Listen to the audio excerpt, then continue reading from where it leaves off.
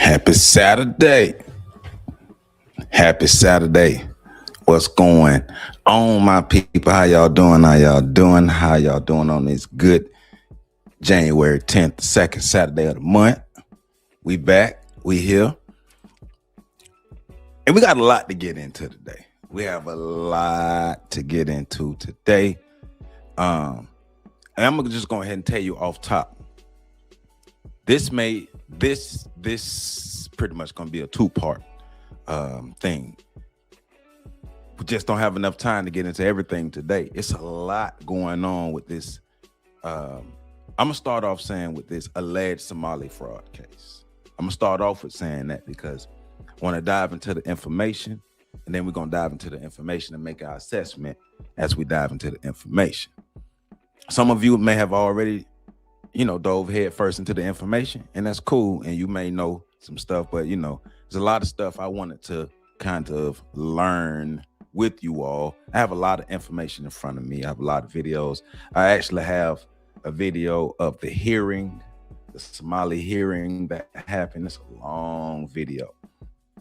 So we actually are going to dive into that. We're going to listen to Tim Walz talk some things, and I have some other videos and some other information that all linked to the allegations that go with the Somali fraud case. And it's a lot. And when I say it's a lot, it's a lot. And I believe this goes back to 2016. A lot of this fraud and things that are linked to some of these nonprofits that were said to exist in Minnesota that were ran by the Somali population. So stuff goes back to 2016, and things are being uncovered now. Of course, Minnesota Governor Tim Walz is involved in this. A lot of people believe Tim Walz not only turned a blind eye to what's going on, but was an aid to the Somali population as far as making sure that they can get these funds that they were not really supposed to get according to the information. I'm going to be reading from sources. I got my news report I had on today. So I'm going to be reading from sources and give you information from sources, and I will be citing my sources. Like I said, I will give my opinion based off all the information that we can come across, but I will be using a number of sources to help me paint this picture and to help us understand fully what's going on with this alleged Somali fraud case in Minnesota. And also looking at it from different angles, as we are in the middle of delineation. Had a fire evacuation. Oh man, that's crazy, man. Well, I'm glad you good. Nemesis, welcome, my brother. You had a fire evacuation around me at 6. Oh man, that's crazy, man. So you ain't really get a lot of good sleep. So I'm glad you're here. I'm glad you're good though.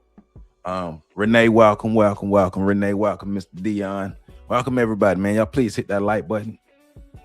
Like I say, I'm not here to give my opinion off top, but I am here to give you information via the sources that I have about things that are linked to this Somali fraud case.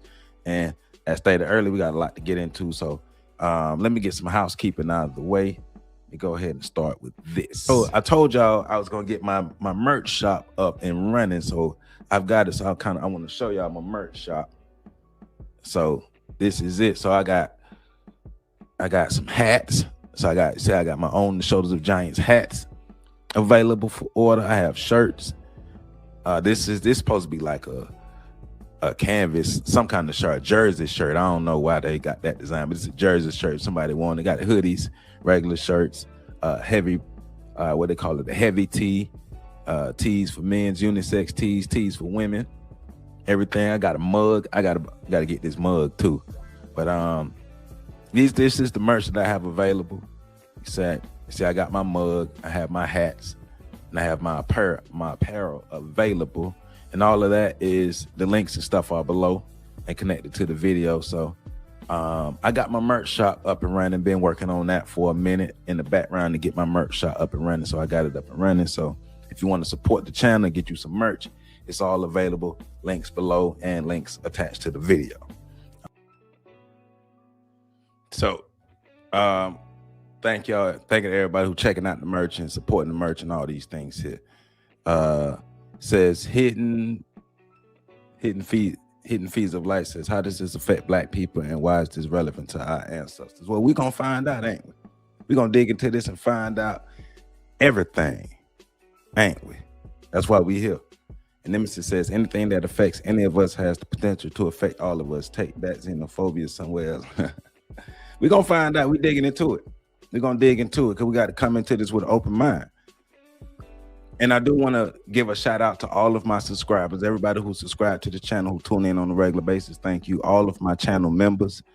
Thank you, thank you, thank you. All of my patrons on Patreon. Thank you to everybody that supports and all the many ways that they support the channel. Thank you. But I want to start with this. I do want to start with this video here with some things I found on TikTok. And then we're going to get into Tim Walz and some of this other information that I got. Like I said, it's a lot of information here, so I need to go ahead and get into it so we can get as much in as possible. This will be 2 parts because there is a gentleman, Nick Shirley, who did his investigation on the Somali daycare. But there's conflicting information coming out about his documentary and his investigation. So we are going to look into that as well. So has anybody ever heard of the Universal Postal Union? The Universal Postal Union? Nope. Tell us about it. I haven't heard of that. Happy Saturday, Bushwoman. How are you? Thank you for being here. So let me play this. Like I said, I'm gonna say this again. I am not giving my opinion. I'm reading from sources, and this information is about what happened since 2016 with the Somalians. So here we go. Start the statement, which was a lot of the journalism that's been going on the last couple of days. Oh shoot, my bad, wrong video, my bad. Speaker, but I'll try my best. Good speaker, but I'll try my best. My name is Deco Noor. I'm a parent who receives federal funding for childcare for my kiddo. Over 20,000 kids will lose access to childcare programs. And that 20,000 thousands of children rely on childcare, and thousands of parents rely on childcare. Therefore, if childcare will, oh my God.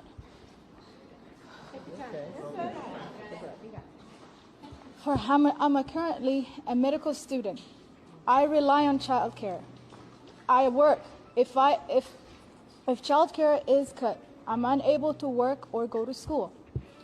I understand fraud is bad.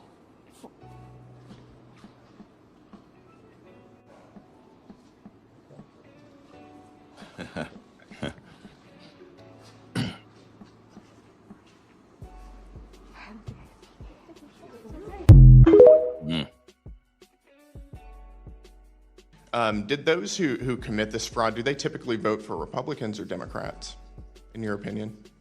In my opinion, thank you for qualifying it like that, I would say they most definitely overwhelmingly vote for Democrats. Do they typically donate to Republicans or Democrats? Not to my knowledge. They don't donate to Republicans, they donate to Democrats, in my opinion, yes. Got it. So would you say this is the Somali population is an important demographic for Democrats to win over politically?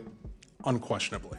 Got it. And do you think it would have hurt Democrats' political standing with the Somali population to investigate this fraud? Very clearly. Got it. So in other words, you're saying that there was a political incentive to cover up widespread Somali fraud. Is that right? 100%. Got it. Let me ask all 3 of you. Did the Walz administration and Democrats intentionally, in your opinion, overlook this fraud while it was happening for political gain? I'll start with you, Ms. Robbins. Absolutely. We have credible whistleblower reports that the Department of Human Services administration up to the OIG and the commissioner met with a group called the Minnesota Minority Child Care Association multiple times, and that they were trying to weaken protections. We wanted, right. we had several changes we wanted to do, and they opposed all of them. And Mr. Hudson and Ms. Rarick, and then my time is up. I would agree. Absolutely. The whistleblowers confirm it. Got it. Thank you. It's no wonder that criminals in the Somali community felt they were free to steal taxpayer dollars. I'm going to ask you the same question I asked Marion. Do you have any doubt that Tim Walz knew about this fraud as it was occurring? None whatsoever. Walz and Ellison were protecting fraudsters instead of investigating them, and it was purposeful. And it's no coincidence that this is occurring largely in the Somali community. Walz made a sanctuary state, Minnesota, a sanctuary state. He gave free health care, free college, and free licenses to illegals. And Walz looked the other way when Somali immigrants were stealing. Representative Robbins, do you have any doubt that Tim Walz knew about this fraud as it was occurring? None whatsoever. So all three of you have no doubt in your minds that Tim Walz knew about the $9 billion of fraud during his tenure as governor and did nothing about it. It looks like my time is about to expire, and I do want to say to all of you, on behalf of Minnesota, thank you for being here, and justice will be served. Congresswoman Ilhan Omar after her Somalia first speech, where she said, quote, I do want to say this is Fox News. So this is Fox News. I do want to say that. the U.S. government will only do what Somalians in the U.S. tell them to do. They must do what we want and nothing else. They must follow our orders, and that is how we will safeguard the interest of Somalia. We Somalians must have that confidence in ourselves that we call the shots in the United States. Sleep in comfort, knowing I am here to protect the interest of Somalia from inside the U.S. system. That is a lot of the word Somalia. Okay, so Omar added, we will liberate the occupied territories stolen from Somalia, Djibouti, Somaliland, and the northeastern province in Kenya that belongs to Greater Somalia. All right, DeSantis posting on social media calling for Omar to be expelled from Congress, denaturalized, and deported. Now, many on social media couldn't agree more, asking how a Somalian gets to sit in one of the highest levels of office and use her power to spend U.S. tax dollars and resources on her own selfish interests. Thoughts? She sounds like a terrorist Outrageous. in that speech. She's speaking like a terrorist. She's Somalia first, as she mentioned Somalia. I don't know how many times. I couldn't count. There were so many. Then go back to Somalia. Yeah, if you love it so much, go back. What about the interest of Americans? What about the interest of the people she represents? Nothing about that. So the argument is that a lot of people in why she's got a safe congressional seat is that in her small Minnesota district, it's got a huge Somali population. Okay, that's fine. What I'm noticing, though, is, and I don't know if you heard about this yesterday in New York City, so 5 illegals got into a fight with NYPD, and they were all, they literally got into like the video is unbelievable. They were, 4 of the 5 were released by a judge yesterday, the same day. They're here illegally. They're here illegally. They were released by a judge, which is just, this is not Ellis Island. Okay, where 12 million people immigrated here legally, by the way, over a 50-year period. Yeah, a long time. They were here to assimilate.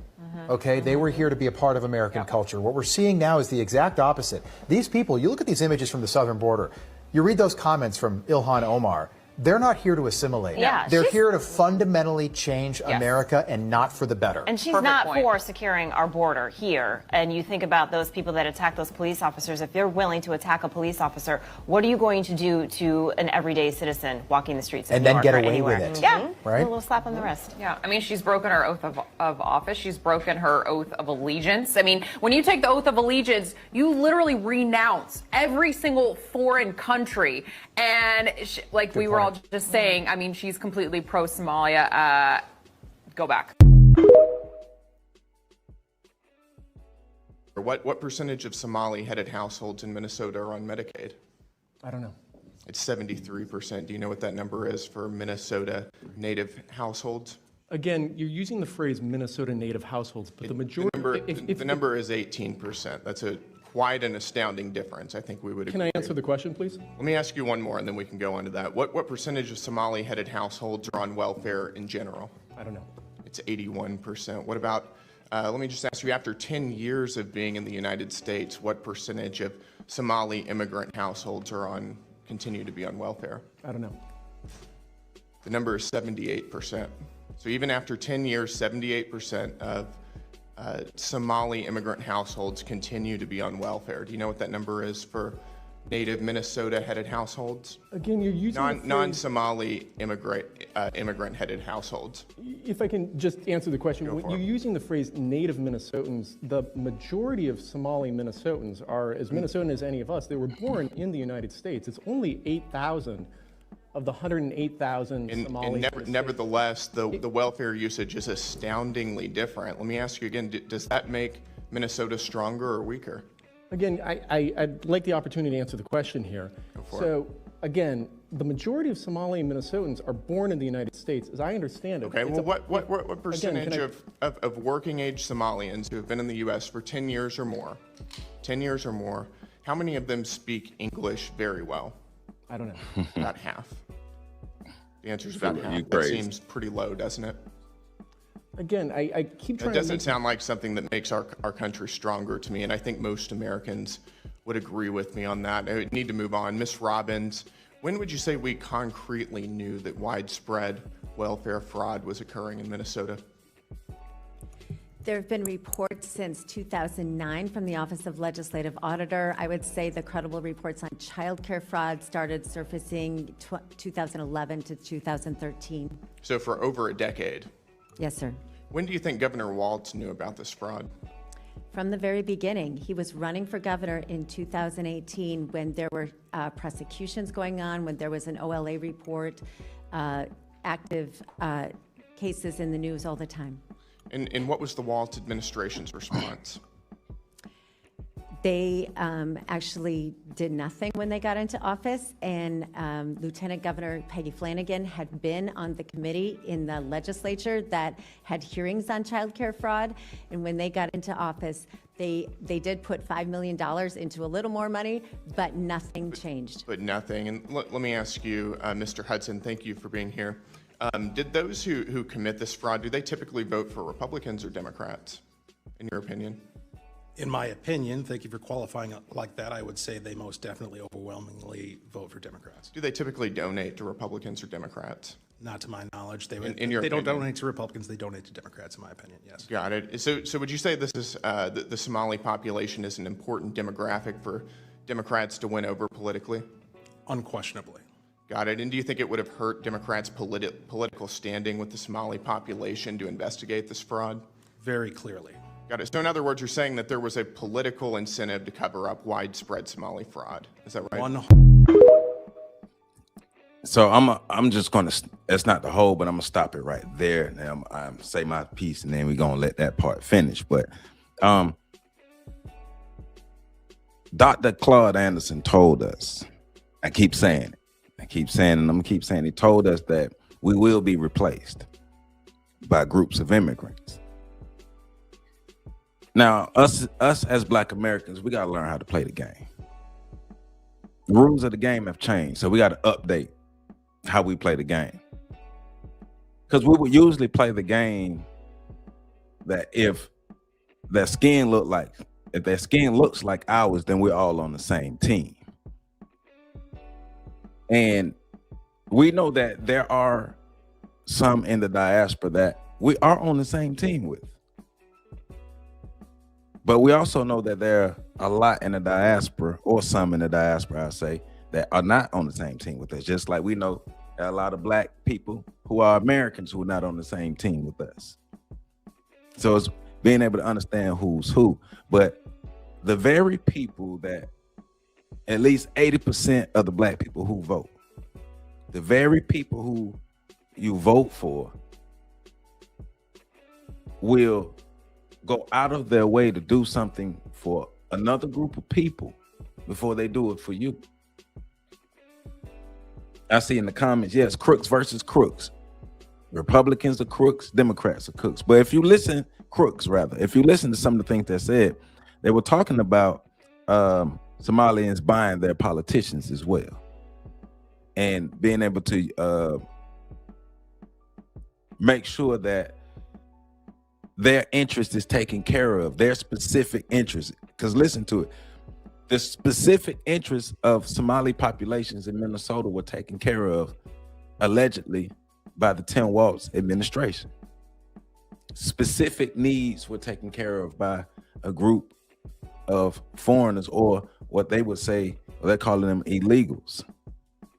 Well organized, Bush woman, well organized.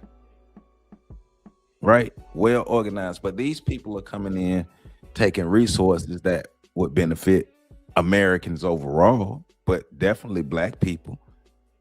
And didn't Walz run with Harris? Wasn't Walz Harris's running mate? Let me make sure. Let me Google. Let me see. Yeah, Harris and Walz. Yeah. Tim Walz ran with Kamala, right? And they're supposed to have our back, right? They're supposed to be down with us. They're supposed to be making sure they take care of the black folk, right? I'm just saying. I don't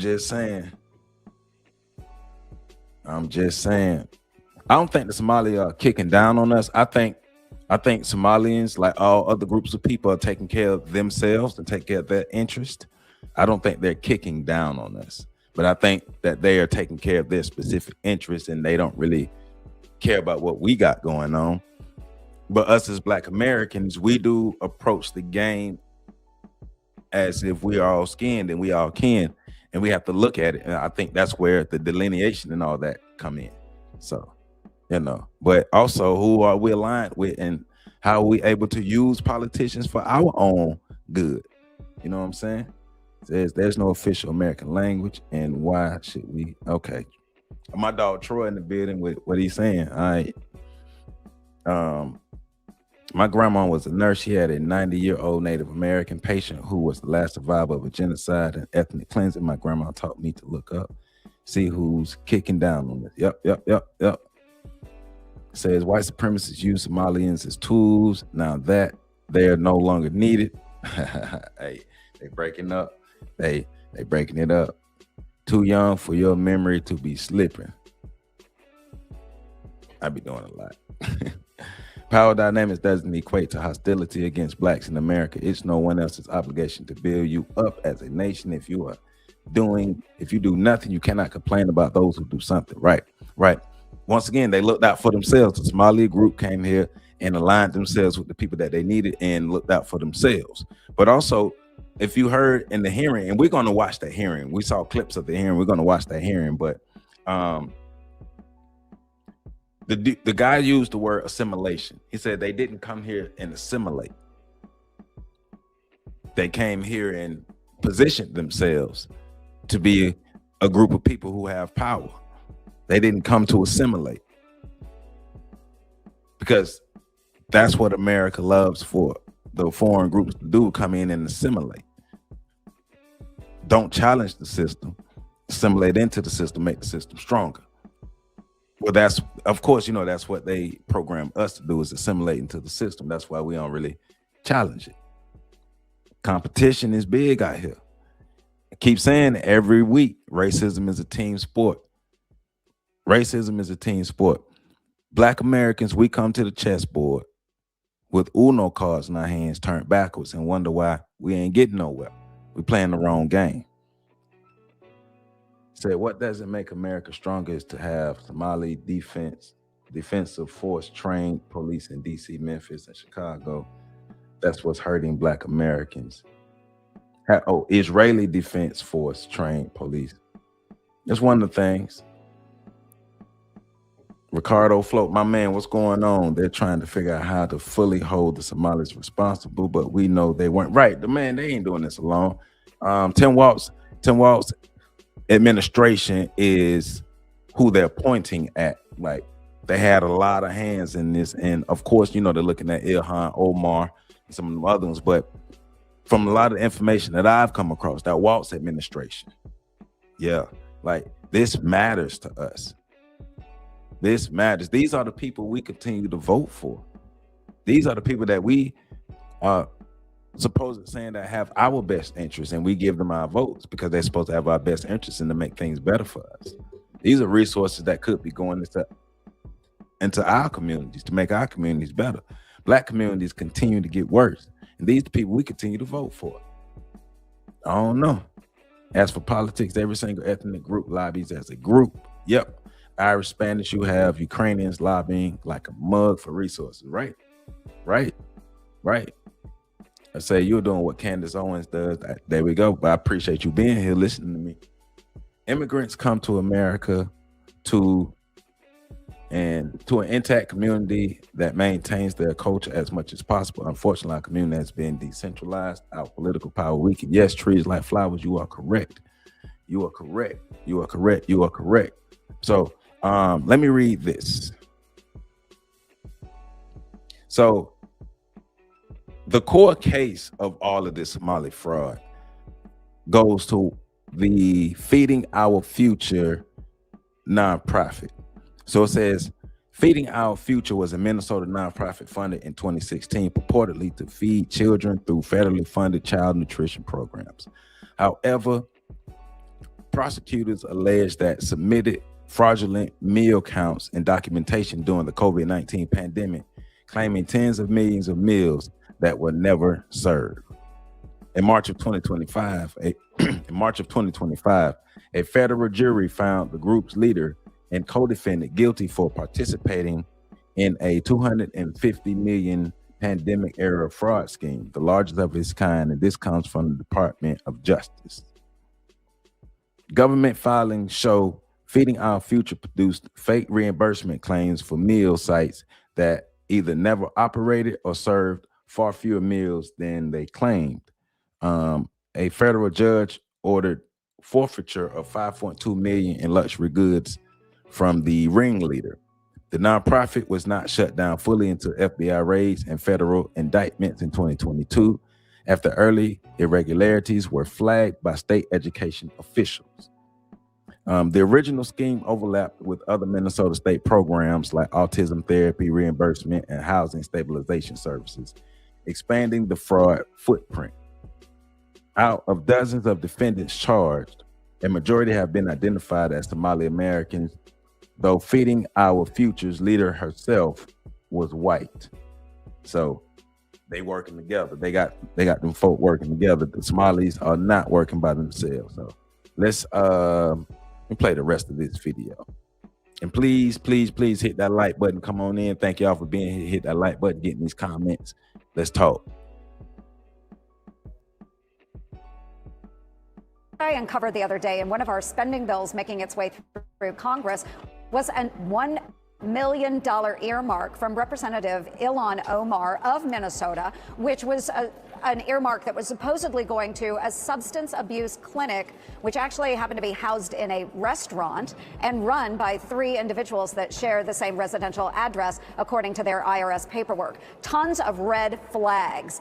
So this is what we saw with the fraud involving the daycare centers. Now we see other earmarks coming directly from members of Congress where it seems fraud is being perpetrated as well. So I raised the issue, and fortunately, the House has now stripped that earmark out of that spending bill. But again, this is how easy money has been flowing to bad actors in Minnesota.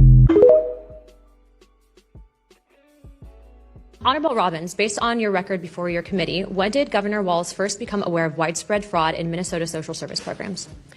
I would assume that he has been aware of it since he ran for office for governor in 2018. By 2017, DHS investigators warned CCAP fraud could exceed 50%. What was that information elevated to the governor's office? Yes, there was an OLA report. Thank you, ma'am. By 2020, state officials knew Feeding Our Future invoices were fraudulent. We know that payments continued to the AG's knowledge. Did they continue to the governor's knowledge as well? Yes. Attorney General Ellison agreed on tape to fight Minnesota's own Department of Human and Health Services in exchange for Somali political and financial support. In your personal opinion, do you believe it is a possibility that Governor Walz also made that personal deal, or that he at least knew about the Attorney General's agreement? I don't know. Okay. I don't want to rehash what you guys have spent hours answering. We know that there's a big issue with the fraud in Minnesota. So on a number of things, I'd first like to point out, thank you for being here today, but because of your testimony and because of some of the evidence that we've seen brought forward, as well as I'm sure the fact that this committee, I assume, at Chairman Comer's direction, will be soon subpoenaing AG Ellison, I would like to make criminal referrals regarding Governor Walz as well as AG Ellison. As you know, U.S. Code 371 and U.S. Code 2, which deals with criminalized conspiracies to defraud the United States and establishes liability for individuals who knowingly aid or abet the commission of federal offense, includes willful blindness or deliberate inaction where duties to act exists. So I will be referring them later on today. So this coincides with the Department of Justice already opening a criminal investigation into Tim Walz. This is why he dropped out of the race for governor, not because the fraud got exposed. Minnesota is clearly filled with too many self-hating white liberals to care about the fraud. That's just a small price to pay for their diversity utopia. He dropped out of the race because he knows he is going to jail. And if the Democrat candidate for governor ended up going to jail, that would essentially just hand over the win to the Republicans. But the last thing I'm going to show you is, despite everything that's come out, all the evidence, all the proof, Zohran Mamdani also wants to get in on the fraud and announced that universal child care is coming to New York City with an emphasis on home care providers, the same thing that the Somalis took advantage of in Minnesota. Not only when we make pre-K truly universal, but expand this care to include all 2- and 3-year-olds across the city. As the governor said, we will deliver to care by working in partnership with child care providers, especially home-based providers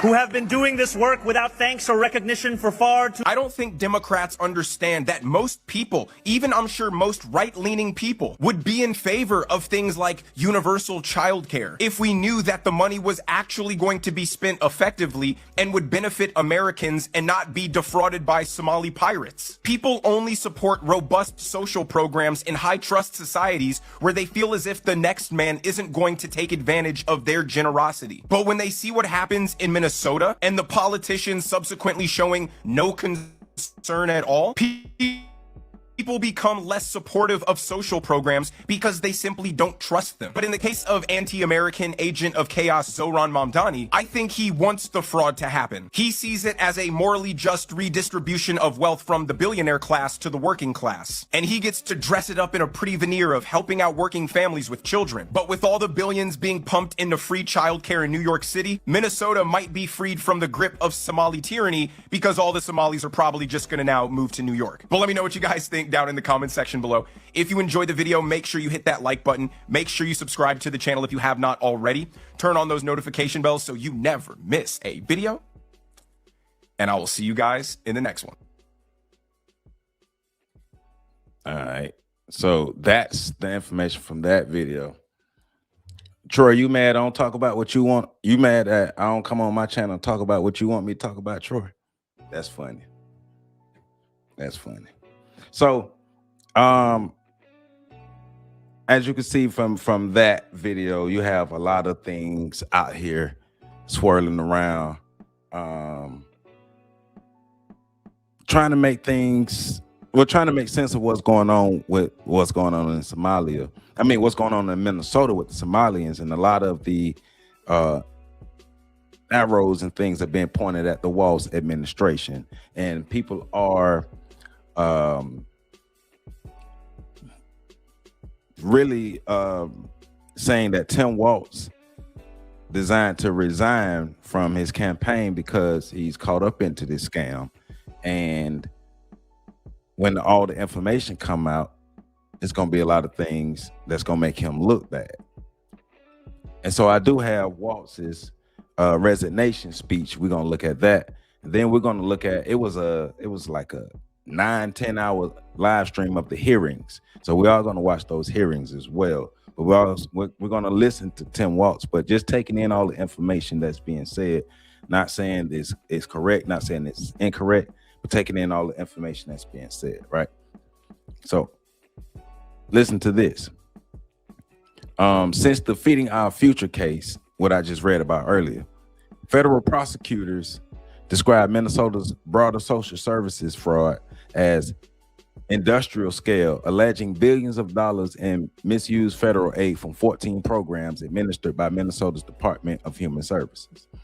Programs like Medicaid, housing stabilization services, and autism therapy reimbursements were exploited through fake provider structures and inflated billing. What's going on, FM? How you doing?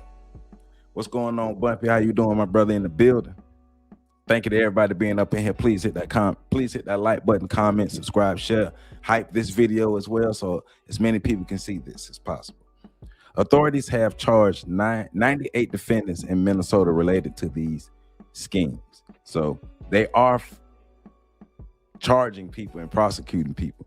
Some investigations estimate that up to half of the $18 billion in federal funding to these programs since 2018 may have been incorrectly paid out or misused, although exact totals are disputed on part of ongoing audits. So they're saying the government response and federal scrutiny is DOJ prosecutions of coordinated fraud networks as a top enforcement priority. So these are federal actions that are being taken. The FinCEN and IRS investigations into international money transfer tied to these schemes. There's a nationwide stricter reporting requirements for financial transfers in affected counties, and federal suspension or freezes of child care and social services funding to multiple states, citing fraud concerns, notably in Minnesota. This situation has become highly politicized, with debates over whether enforcement actions unfairly target immigrant communities, statements from political leaders and immigration policy implications, and public discourse and heated rhetoric surrounding Somali Americans and federal aid.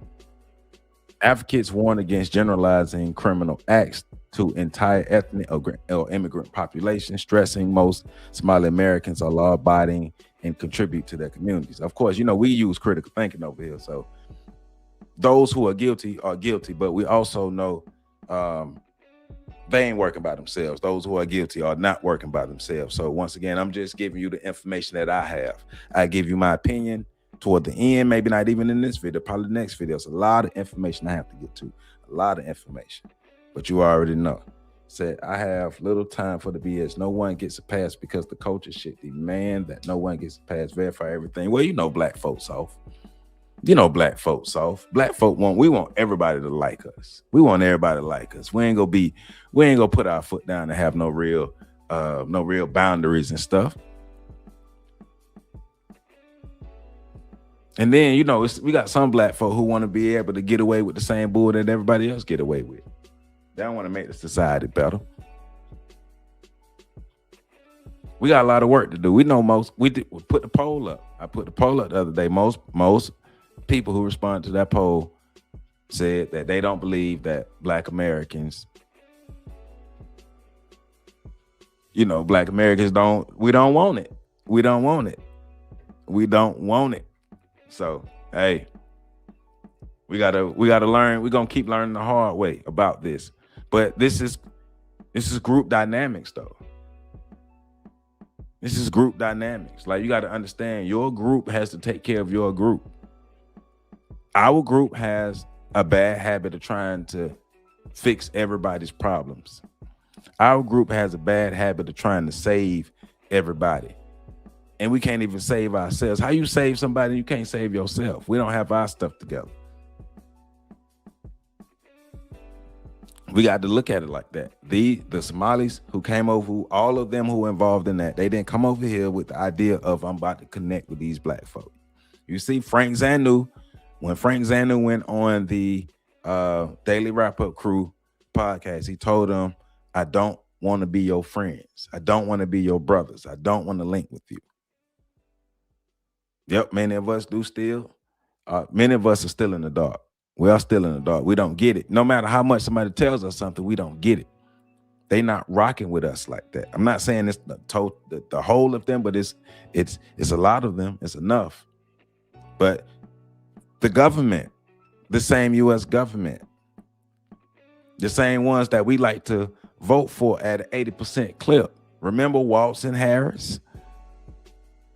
All the black folk want to vote for Walz and Harris because Walz and Harris was supposed to help make life for black folk better. That's what they were saying. But which black folk was he talking about? Because not black Americans. Because if all of this is true, if this information is true, then Tim Walz don't give a damn about us.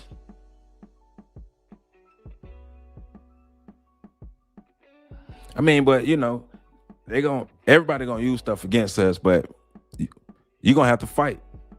You're gonna have to fight. No matter what, you got to fight. You got to continue to fight.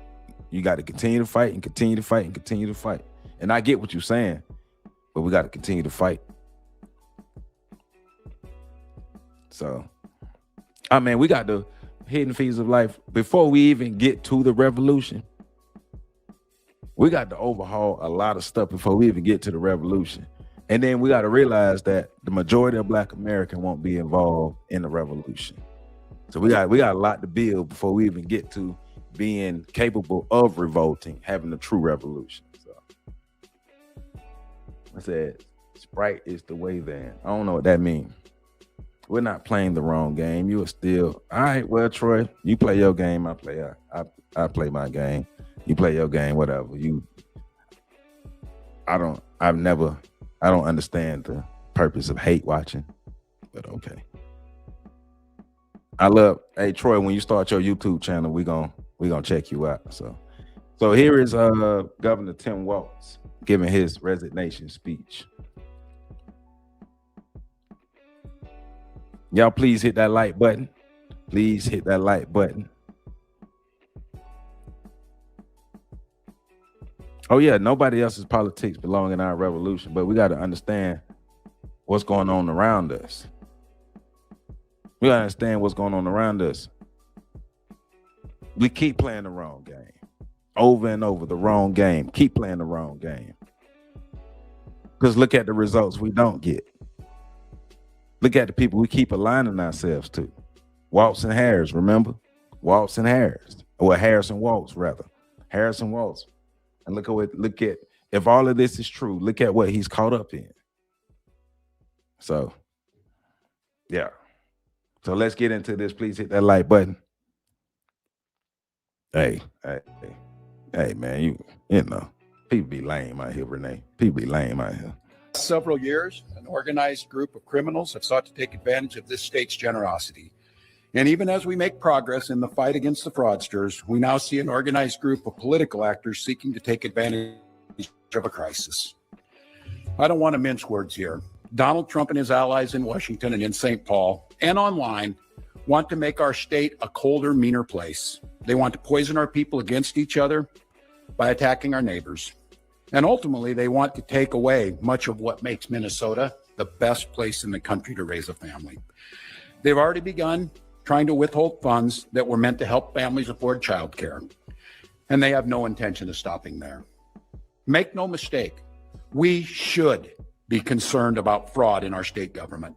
We cannot effectively deliver programs and services if we can't earn the public's trust. That's why over the past few years, we've made systemic changes in the way we do business. We've gone to the legislature time and time again to get more tools to combat fraud. We've hired people we fired people who weren't doing their jobs. We've seen people go to jail for stealing from our state. We've cut off whole streams of funding in partnership with the federal government, where we saw widespread criminal activity. We've put new locks on the doors of our remaining programs, and we've hired a new head of program integrity to make sure that those locks can't be broken. All across this state, Minnesotans are hard at work on this problem. Advocates, administrators, investigators are on the front lines defending the integrity of our state's programs. And I want to give a very heartfelt thank you to all of them. There is more to do. A single taxpayer dollar wasted on fraud should be intolerable. And while there's a role to play for everyone, from the legislature to prosecutors to insurance companies to local and county government, the buck does stop with me. My administration has been taking fast, decisive action to solve this crisis. We'll win the fight against the fraudsters. But the political gamesmanship we're seeing from Republicans is only making that fight harder. We've got Republicans here in the state legislature playing hide and seek with potential whistleblowers. We've got conspiracy theorist right-wing YouTubers breaking into our daycares, demanding access to our children. And we're gonna probably in part 2, we're gonna get to that where he's mentioned the Nick Shirley who went and did the interview, or maybe he may have harassed those people. He may have, and that's one of the things that we're gonna look into with the Nick Shirley video, is he may have harassed those people. He may have, but that's what the Nick Shirley documentary video investigative journalism thing is what he's alluding to. So the President of the United States demonizing our Somali neighbors and wrongfully confiscating funds that Minnesotans rely on. It's disgusting and it's dangerous. Republicans are playing politics with the future of this state. It's shameful. And I've said it before, and I will continue to say it. We welcome ideas from anyone, in any party, from any walk of life, who wants to help us continue to stay ahead of these criminals. And we welcome the involvement of the federal government. I am grateful to the career professionals at the U.S. Attorney's Office and the FBI who have been helping us fight this fight for years. But I cannot abide the actions of the political leadership in Washington. These opportunists are willing to hurt our people to score cheap points. They and their allies have no intention of helping us solve this problem, and every intention of trying to profit off of it. Which brings me to this. 2026 is an election year. Election years have a way of ramping up the politics at a time when we simply can't afford more of that in Minnesota. In September, I announced that I would seek a historic third term as Minnesota's governor. And I have every confidence that if I gave it my all, we would win the race. But as I reflect on this moment with my family and my team over the holidays, I came to the conclusion that I can't give a political campaign my all. Every minute that I spend defending my own political interest would be a minute I can't spend defending the people of Minnesota against the criminals who prey on our generosity and the cynics who want to prey on our differences. So I've decided to step out of this race, and I'll let others worry about the election while I focus on the work that's in front of me for the next year. I'm passing on this race with zero sadness and zero regret. I did not run for this job to have the job. I ran for the job to do the job. Minnesota faces enormous challenges this year, and I refuse to spend a single minute doing anything other than rising to meet this moment. Minnesota has always come first and always will. That's what I believe servant leadership demands of me. As an optimist, I'll hold out some hope that my friends on the other side of the aisle will consider what servant leadership demands of them in the moment.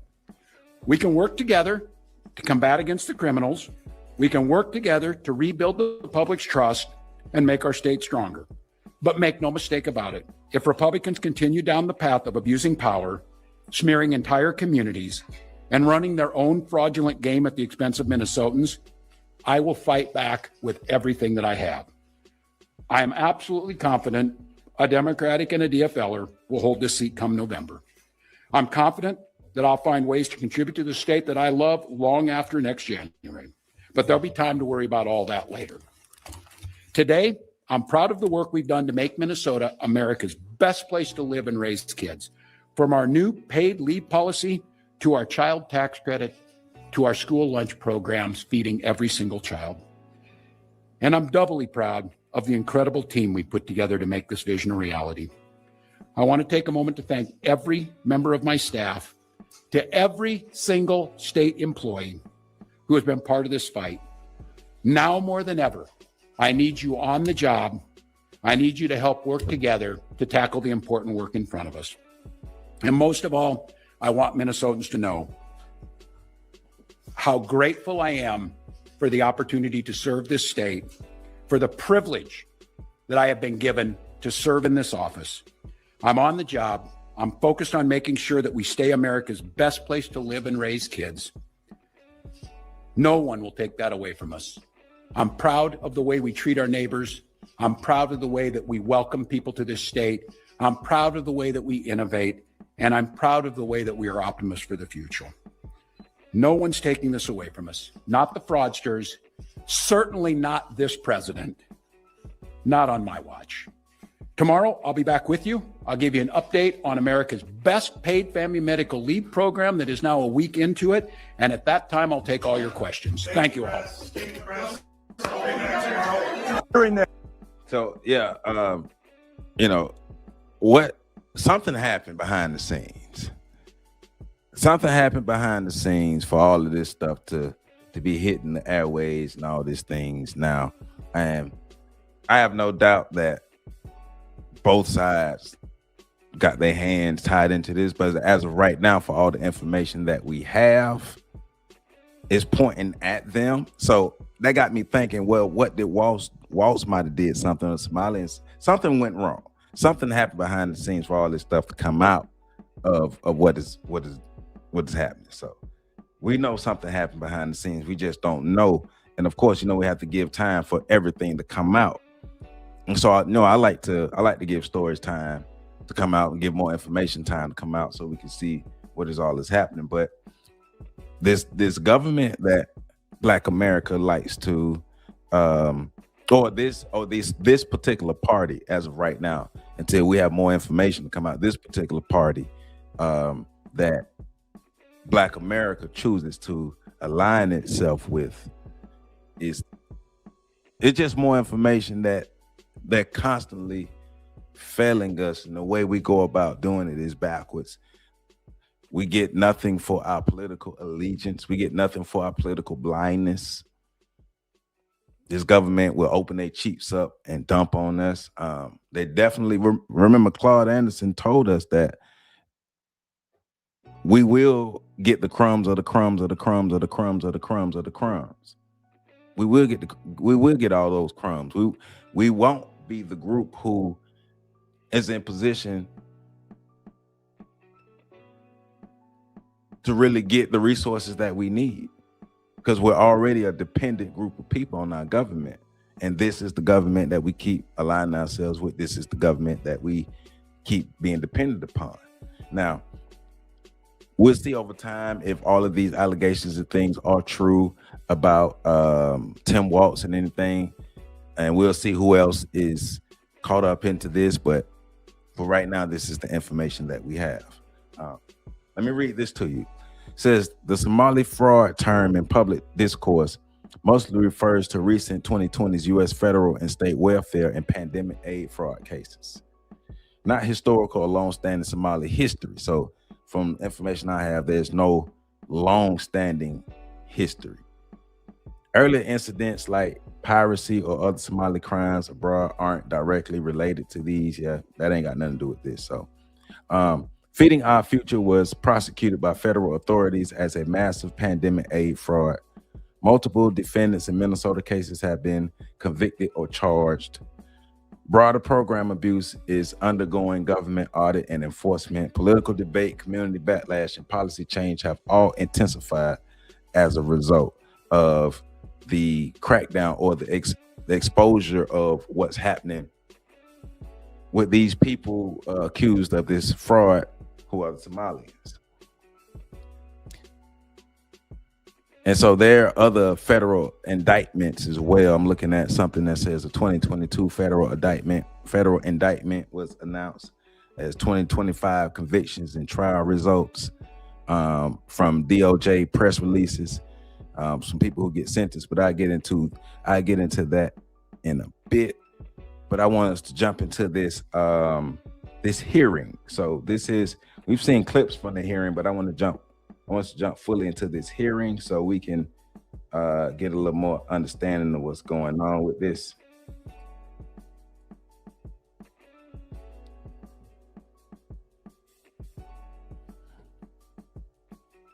Thank you, Jocelyn, for the $10 super chat. I really appreciate you supporting this channel. Look at all this money, homie. I got all this money, homie. Thank you, Jocelyn. So no, we're not. We have the biggest solid group that comes from one place. I don't know what you're talking about, hidden fees of life. I'm not sure what you were referencing to when you say that. No, we're not. We have the biggest solid group that comes from one place. I'm not sure. We know about the Democrats, but Trump had Ron DeSantis and Greg Abbott drove in illegals. Biden harassed them, both parties. Well, we get to it. Okay. Well, Troy, I can't wait till you start your YouTube channel. We're going to chime in and see what you got going when you start your YouTube channel. So this is, once again, this is the Somali hearing. And this, from my understanding, this is going on live. So we're going to start from the beginning.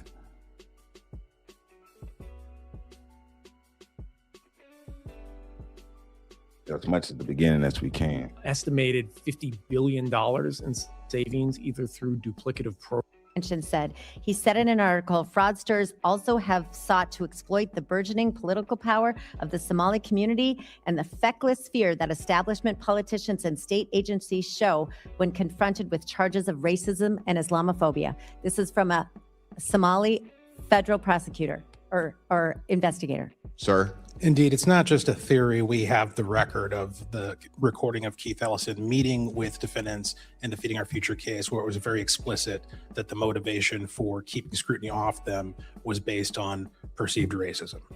Ma'am? From the mouth of a whistleblower. You appear to be so this is what a whistleblower was told. You appear to be holding back these contracts because they are going to a diverse community. It's not a good look. Okay. Do you think Somalians should be tied to these crimes should be deported, ma'am? If they're not here legally, yes. If they are citizens, they should go through the criminal justice process. And then there might be other categories, but I would have to better understand. I agree. So some of these, some of these folks are born here and then they're naturalized, so they would have the constitutional protection thereof. So yes, ma'am. Sir? If there is any legal pathway to do so, absolutely. Ma'am? So you've got quite a big bucket of people, right? You've got people that were born here. That's a different situation. You have a people that were naturalized, and then those are here illegally. So you have to treat each one completely separately with different paths. Ma'am, who is helping these folks navigate this complex grant application process? It seems to me that it's orchestrated. They've got to go to. We've always found that out in my dealings with state. Jersey Mike's is now an official sponsor of the NFL. Hold on, you're stealing my job. I don't want to steal anything. Lies. The hell? Eli's. I just love these subs. It's a Jersey Mike's thing. A sub above. I've personally talked to two gentlemen who have worked as consultants for multiple entities receiving government benefits. And they don't believe they're doing anything wrong. And by the letter of the law, they might be legally acting, but they have created an industry out of benefits that were intended to lift people up, not become a business. Add to that, ma'am. So that is something that we have heard repeatedly from whistleblowers and others, that there is, yes, I would call it a cottage industry of people that when you land on our soil, that they are going to teach you all the different ways to sign up for multiple social service programs. And there's also that. So they sign up for the max amount, which is probably why there's a report that just came out on December 13th of last year that says that 81% of Somalis were receiving some sort of welfare in Minnesota.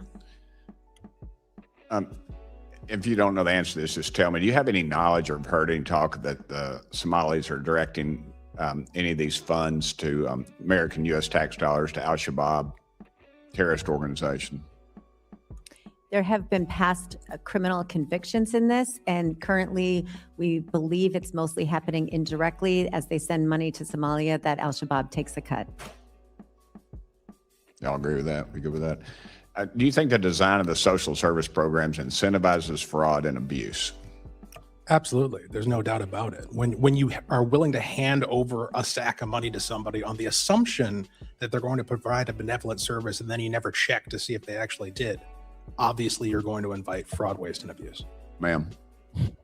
Yeah, absolutely. We just stood up a new program that we'll probably talk about in a little bit, which is the Paid Family Leave Program. It was literally designed by Democrats to have waste, fraud, and abuse on a grand scale.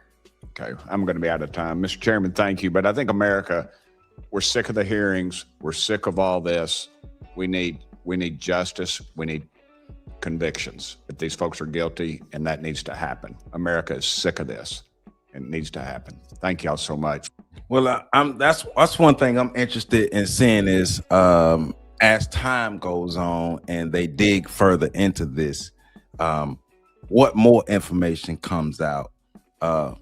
If any indictments come out, any convictions come out, anybody's going to jail from what they're finding, especially from this hearing, because once again, this hearing is actually streaming live right now as we speak. We're just starting from the beginning of it, so we can kind of see what they were talking about from the beginning. But it'll be interesting to see everything that comes out of that, because like I said, there were federal indictments announced in 2022. This is from the Department of Justice. It says U.S. Attorney's Office in the District of Minnesota in September 20th of 2022. The DOJ announced criminal charges against 47 defendants connected to what it describes as the largest COVID-19 pandemic relief fraud scheme so far. The scheme exploited the federal child nutrition program intended to reimburse meals served to children, but instead resulted in massive fraudulent billing and money laundering. Indictments charged conspiracy, wire fraud, money laundering, and bribery. The nonprofit Feeding Our Future grew from $3.4 million in federal payments in 2019 to nearly $200 million in 2021, largely through fabricated meal sites claims nationwide. Also said defendants set up shell companies and fake sites that falsely claimed to serve meals to thousands of children.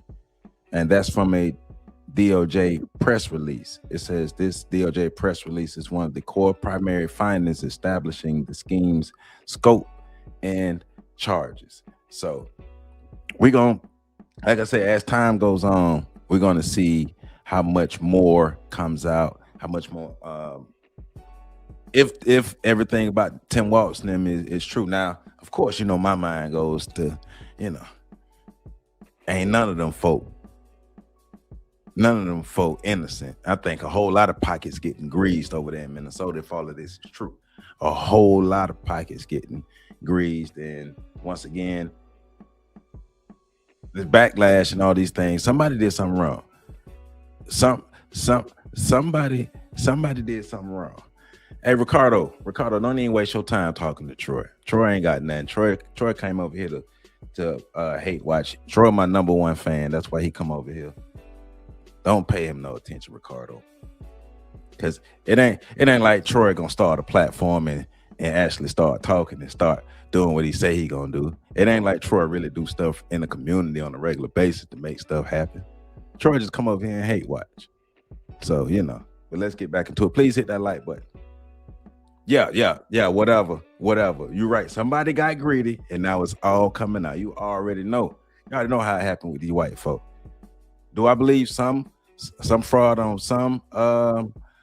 some level is happening? Yes, but we're going to find out who all it is. But of course, at the end of the day, we know these white folk. we know these white folk at the bottom of all of this. Like I said, as of right now, it's pointing at the Walz administration. But we're going to see whatever, all the other information that come out over time. We're going to keep our eye on this, but let's keep going. And once again, this is the House hearing to uncover the fraud. And thank you for your bravery. Background checks and accepted $50,000 from undercover agents acting as business people in exchange for government contracts. The DOJ investigation of that was shut down by this administration. I see you, RBG. President Trump wrote on his social media platform, Truth Social, "This is a great time to buy DJT," less than 4 hours before lifting the tariffs he imposed days earlier, raising accusations of improprieties. I'd say the accusations are probably well-founded. President Trump's FBI director has reportedly used taxpayer dollars to escort his girlfriend's friend home from partying in Nashville. RFK Jr., the secretary, refused to fully cut ties to a vaccine lawsuit against a pharmaceutical company while serving as secretary, arrangement that profits from the suit would go to his son.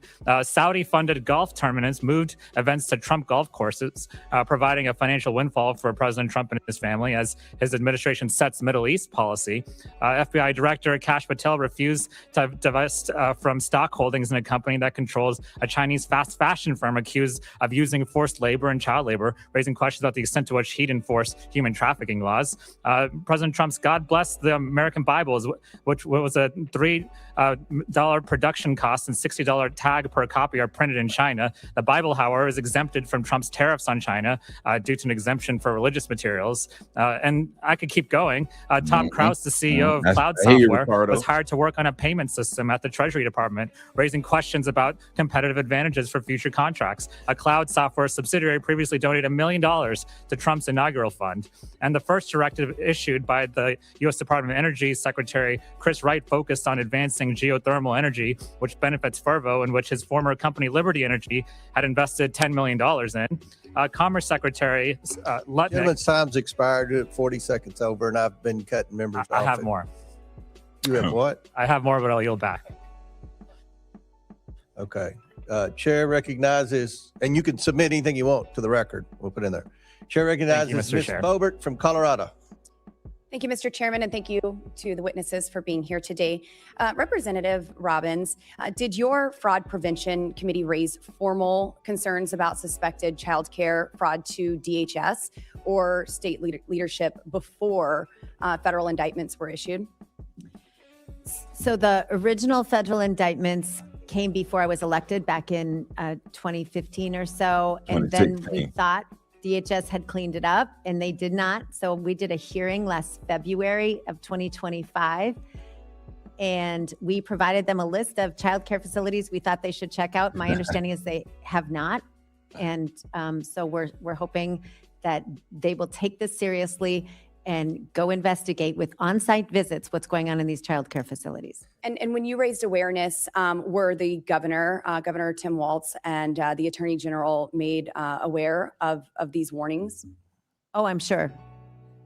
Did the state leadership fail to act promptly? I mean, it kind of sounds like they did if you still haven't received any information regarding these warnings. Yes, we don't know that they took any action with the list we gave them. And Representative Robbins, what recommendations from your committee were given and ignored? So in general, we always try to look at internal controls, and we've asked, I mean, it's not complicated. We want them to go make sure recipients are eligible, that providers are eligible, that services are actually being provided. Our staff has gone to many of these places. And so it's not just the Nick Shirley video. Our staff has gone and looked at this, and there are literally no one there during business hours. Some of the offices where we have the address are empty. Like there's no furniture. So they are not doing their job. Thank you. Mr. Ballou, does the Department of Justice have more resources to uncover fraud than a 20-year-old YouTuber? Yes, but those resources are declining. Are they still more than a 20-year-old YouTuber with a cell? RBG Tech, from the information that I have to answer your question, it says this goes back to 2016. So let me see.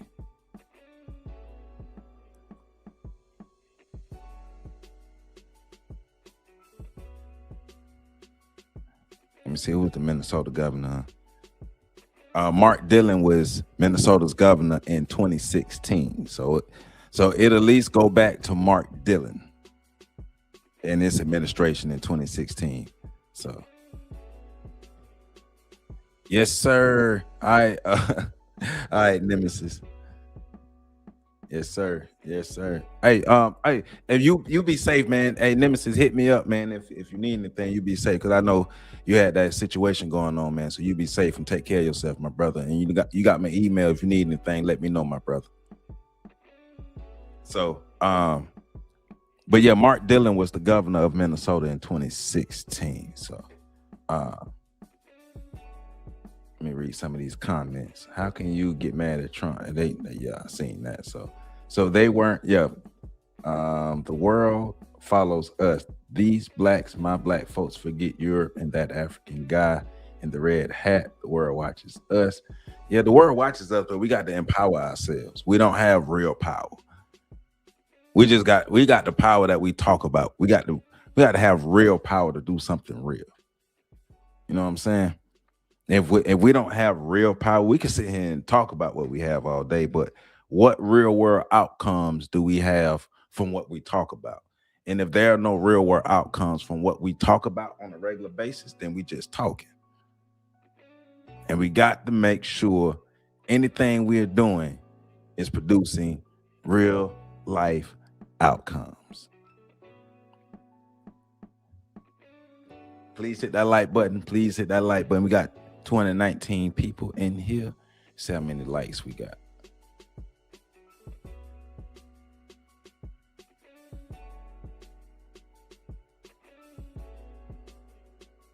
Come on.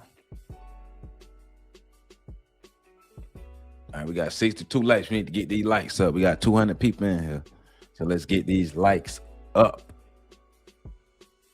Let's get these likes up. So cultural impact, but not political power. We got to have more than cultural impact, though. Got to have more than cultural impact. Got to have real life outcomes. I'm not saying cultural impact is nothing. I will never diminish cultural impact. Say it's nothing, absolutely. But how does cultural impact translate to real life outcomes? Helping Black people put ourselves in the real position of power. Because if we're not in the real position of power, we ain't talking about nothing. We got the ability to change minds, which out of all folks, Blacks, Joseph, this is the best power. Well, whose mind have we changed? So let's talk like that. With this cultural impact that we've had, whose minds have we changed, and how has those changed minds led to Black America being better? Because we got to remember, we can't just talk about what we believe we can potentially do.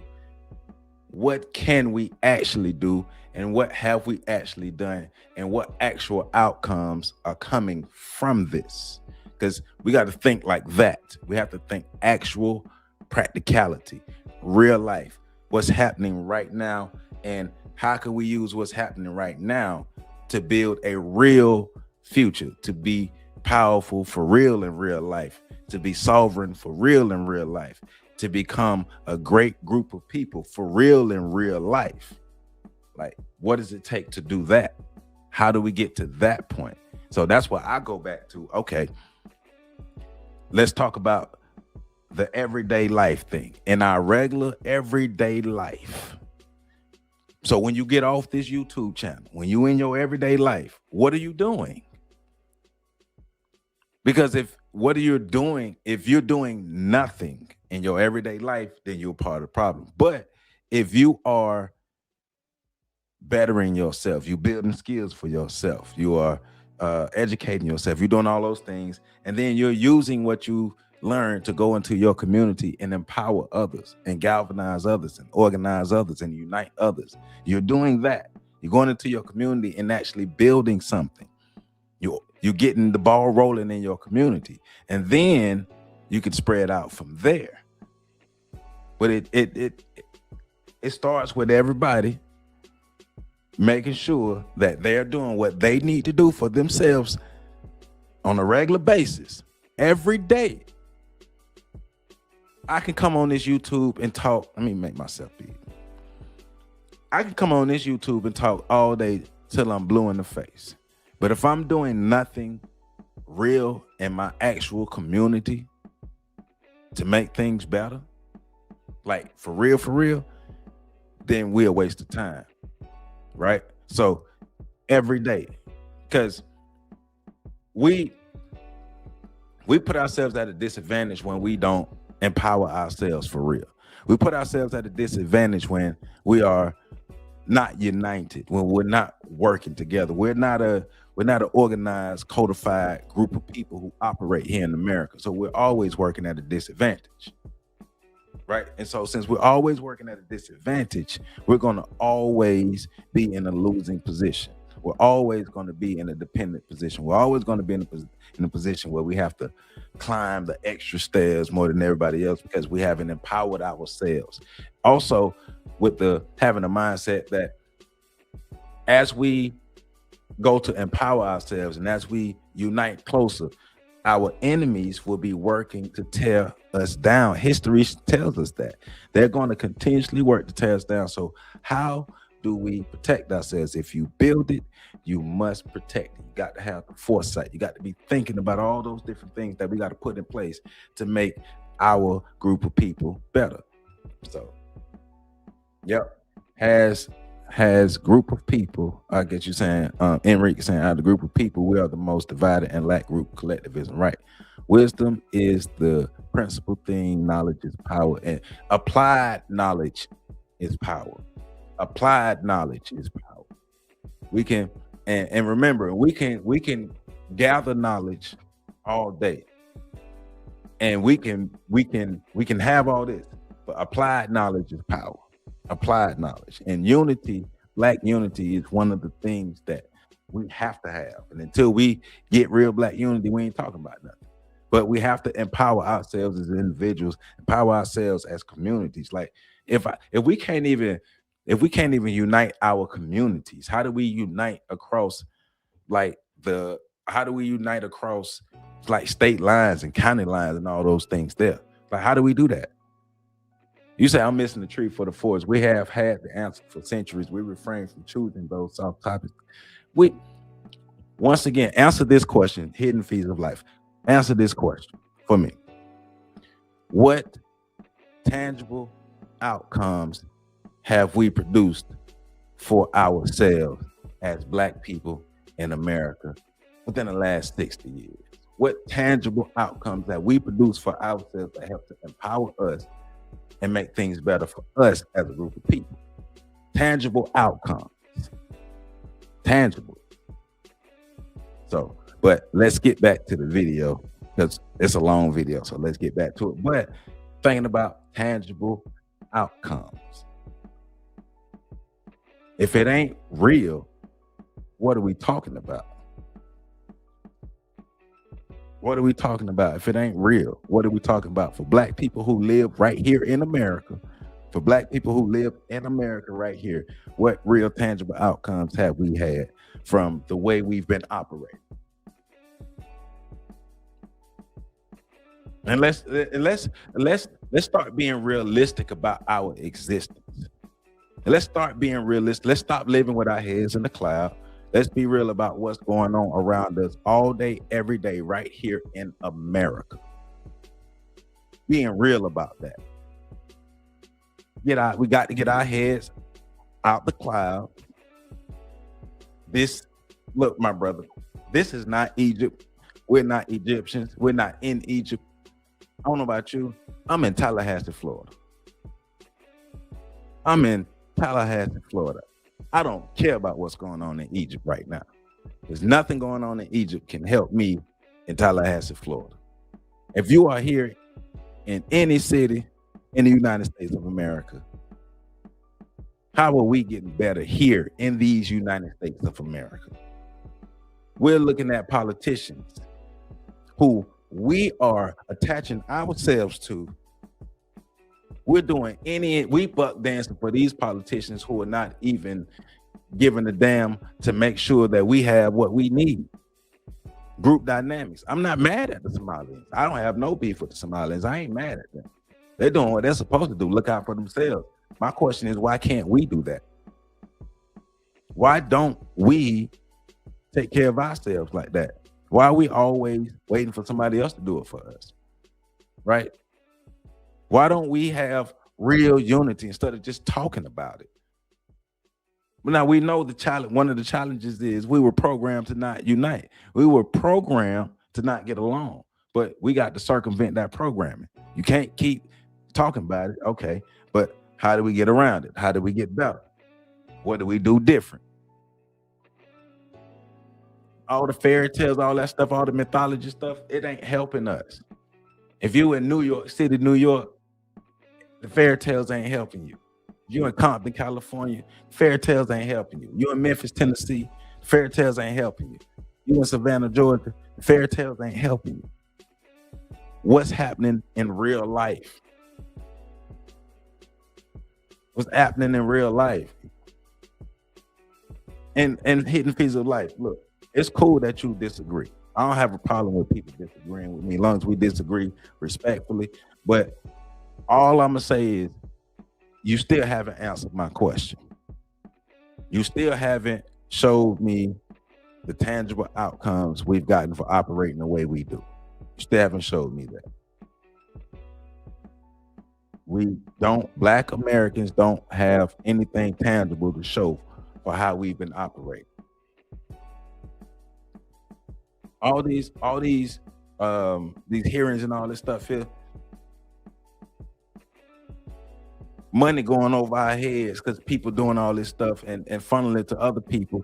And Somalis could very well, the whole community could very well be used to be set up to be the face of this, and white people really the underground ones who really moving this money. We don't know yet. I'm not ruling that out. They could be the ones who thrown up under the bus. Now, not saying that from the information that we have from the Department of Justice, it's saying that some have been charged and all these things here. But that doesn't mean that the white folk ain't the root of all this. So, yeah. But let's get back to this video. We need real life stuff. If we don't have real life stuff, what we talking about? Secret societies, who cares about secret societies when you can't? You know, do you realize you have black families who can barely feed themselves? You worry about secret societies, and you have black families who can barely feed themselves. You have black people who can barely pay their bills. You have black people who don't even have shelter. You have black people who don't have shelter. You have black families who are on the streets. Who cares about the secret societies? Who cares about Egypt? How are we gonna fix what the hell is going on right here in America? Well, how is learning about the secret societies helping us get black people off the street? How is learning about secret societies helping Black America get stronger? Who cares about that? Your answer, and you keep eluding my answer. Give me tangible outcomes. Who cares about secret societies? Who cares about that other stuff? Don't nobody give a damn about that stuff. Who cares that you know who the secret societies is? So use that information to help stop the poverty in Black America. Use that information to stop the poverty in Black America. Use that information to help Black fathers get jobs. Use that information to help Black mothers get jobs. Y'all really be living with y'all heads in the cloud. I can tell people who don't actually be active in their communities by the way they be talking. I can tell people who are not in their communities helping to make their communities better by the way they be talking, because the stuff they be talking about has nothing to do with what's actually relevant to what's going on in our actual communities.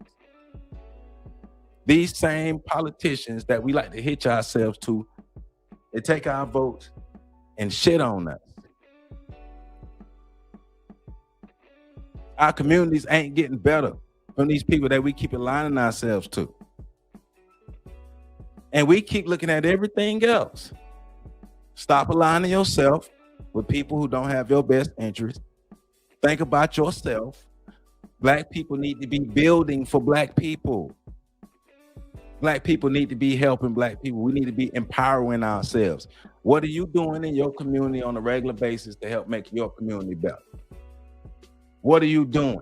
And if you're doing nothing, if you only running your mouth on social media, you part of the problem. What are you doing on a regular basis to get real tangible outcomes? How many young people in your community are better because of you? Yeah, how many older people in your community are better because of you? How many people your age in your community are better because of you? How many people in your community have you poured into? As much as you can. I'm not asking you to put a cape on, but what I'm saying is stop talking the dumb shit. We got to stop talking stuff that don't lead to real outcomes. And then we be mad at everybody else because they get what they get. They're supposed to get what they get because they're not sitting back talking. They doing real stuff. They're aligning people, they're aligning themselves with people who can actually help them. They're giving sensible, practical plans and stuff. Now, let's be real. Nobody, and I mean nobody, any Black person who tell you that they have the solution to the system of white supremacy, they are scamming you. They're fraud. Nobody has that. Nobody has that answer. Nobody has that answer. And if they tell you they have the answer, tell them to show you the proof. Tell them to show you how that actually worked. Show me the group of people, especially black people. Show me the group of people who were able to circumvent the system of white supremacy and be empowered and not be impacted by the system of white supremacy. There's no backlash, not all of that stuff there. Show me that group of people. We got to stop with the bull, man. Look, this ain't the channel come with all that fluff bullshit. I don't give a fuck about y'all feelings. I keep telling y'all about that. I don't care about y'all feelings. This is all truth over here. I'm not asking everybody to agree with me. If you're going to disagree with me sensibly. Give me some real information that can help me grow. I'm trying to learn too. Give me some real information that I can actually apply and help me grow. But we don't care about the fairy tale Disney stuff. What's actually happening and what's actually real in Black America with the communities and stuff. We're looking at this. Somalis are able to hitch themselves with people who help them. They helped them. If this information is true, they helped them. What have they done for us?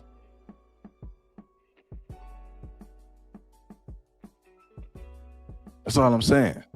Until I stop talking about black politicians, I'm gonna talk about any goddamn black politician I want to. Anybody who's a goddamn politician, I'm gonna talk about them. I don't give a damn what color they are. If you got a problem with it, guess what, Troy? Ain't a damn thing you can do about it.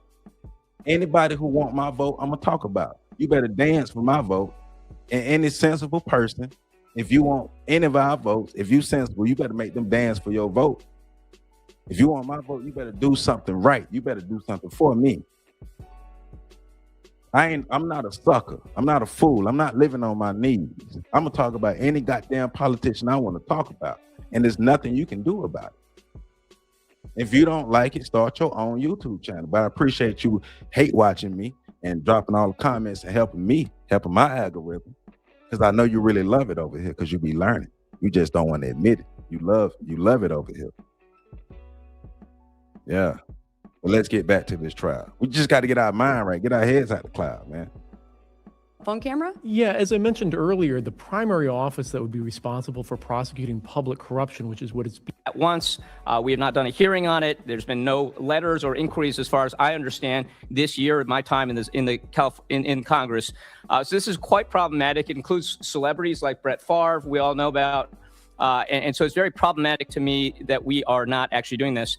Now, Mr. Ballou, you mentioned earlier that it's hard to uncover fraud or know about fraud or know the motivations when we are getting rid of Inspector General. I think that was your implication.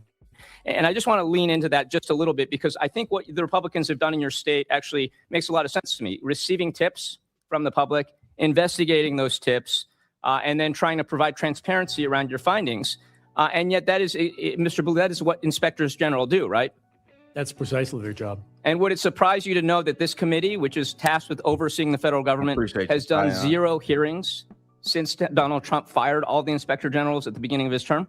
That's unfortunate. We really can't have a discussion around fraud, misuse of taxpayer dollars, or waste if we aren't talking about the fact that we just got rid of all the people that are supposed to oversee that. So I have one last question here. And your time's expired. You've gone over a minute, but you I criticize firing the Inspector General when you admit there's massive fraud in Republican states too. The IGs have failed. Can I Why should we keep funding these agencies when there's evidence that the money has been defrauded? I have a parliamentary inquiry for you, sir. Well, go ahead. Are we allowed to use this committee's resources to only go after fraud or states of one party? No, we can go after fraud in any party. So are we going to look into Mississippi the way that we're looking into Minnesota? If you bring stuff forward, you have whistleblowers come forward, we'll look after it in any state. You will hold a hearing. Do I have your commitment? Well, it depends on the evidence. All right, Chair now recognizes Mr. Burleson from Missouri. Thank you, Mr. Chairman. And I've already recognized Mr. Burleson. Thank you, Mr. Chairman. I appreciate it. And actually, I'd like to remind the committee that this party, this side of the aisle, has dedicated tremendous resources to rooting out waste, fraud, and abuse. In fact, the chairman set up a committee called DOGE that the other side of the aisle demonized and criticized in our efforts, in which we had multiple hearings to identify waste, fraud, and abuse throughout all of the government agencies. And so I applaud the chairman and this side for the work that we've been doing. But sadly, Minnesota has become an example because of the extent of the waste and the fraud. I have to ask, it must be embarrassing for the citizens of Minnesota, Chairwoman Rob. Do you still schedule employees like this or like this? Try building the work schedule with When I Work. Get it done in minutes, share it with your team, and make changes instantly. Try it free today. They're angry, that they're very frustrated. So I think that we talk about the amount of money that's being wasted, $9 billion, that seems like an abstract amount, but let's break that down. $9 billion stolen from less than 6 million citizens of Minnesota, correct? That's per individual. Imagine, right? Every citizen of Minnesota, your bank account, suddenly someone took $1,500 out of your bank account. Every taxpayer, there's around 3 million citizens or taxpayers in Minnesota. Every taxpayer just had $3,000 stolen from their bank account. How does that feel to a citizen of Minnesota?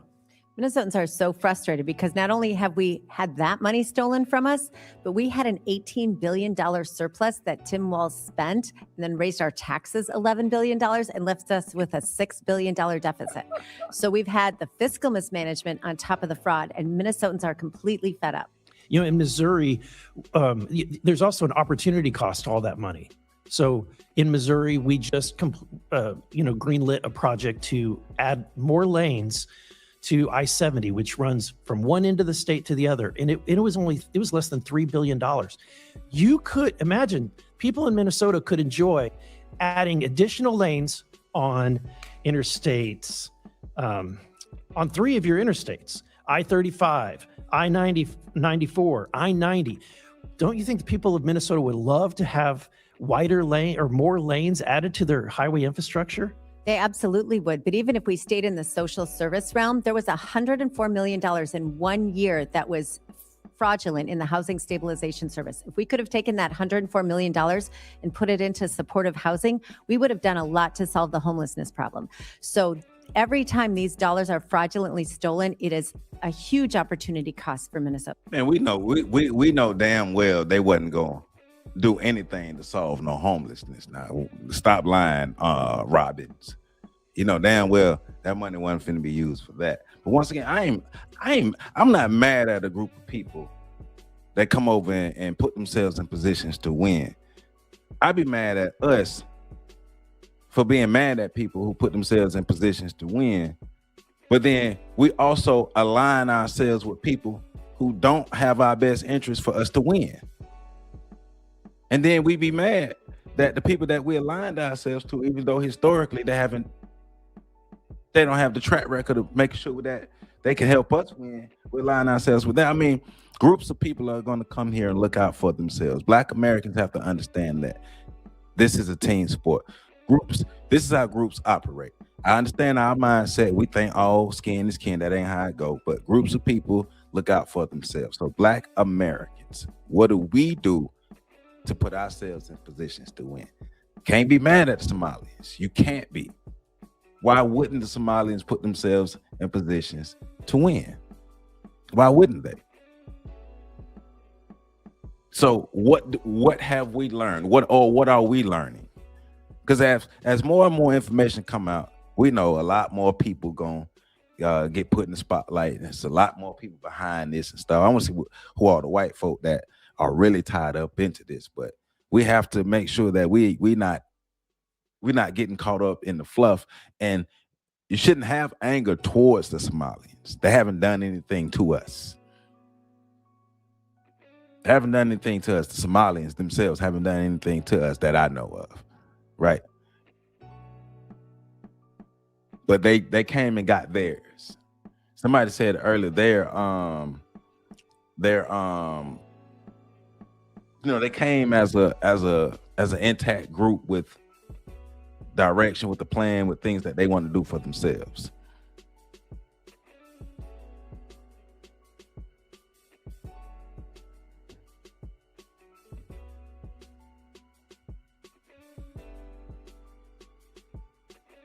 So yeah, ain't nobody talk down on y'all, bro. Stop that.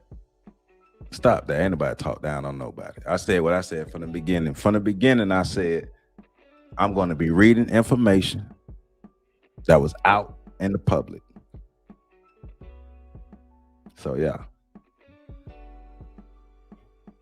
You can rewind and go do that. So, but how we play the game. How we play the game. Who's all behind this? Who's all behind this? What's all going on with this? What are you learning as Black Americans about this?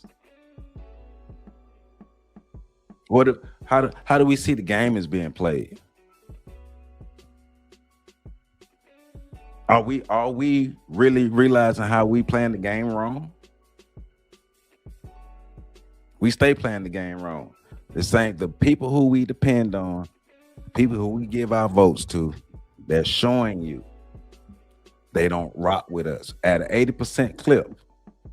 I'm not saying go to the right. Trust me, I'm not saying go to the right. What I'm saying is reevaluate our strategies, our political strategies.